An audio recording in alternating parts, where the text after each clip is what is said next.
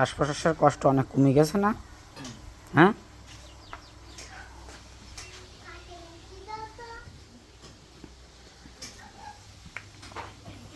এই যে ঝোল গোল বেরোচ্ছে আর কি, বুঝতে পেরেছ ইসুফ আলী?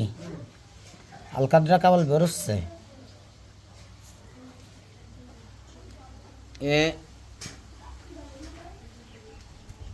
এরা এমন এমন ভুল করে, তা সব ভুলের কথা তো বলা যায় না। তো গরু পায়খানা বন্ধ হয়ে গেছে 2 দিন 3 দিন, তুই দেখবি আর একজন দেখবে হবে না, জায়গায় যেতে হবে। একটা গরুর দাম এখন 1,00,000 টাকা, এর পিছনে 10,000 টাকা খরচ করে যদি সুস্থ হয়ে যায়, সেটা কি লসের কোনো বিষয়?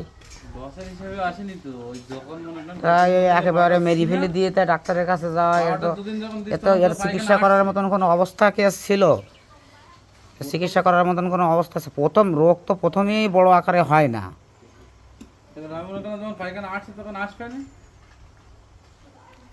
এটা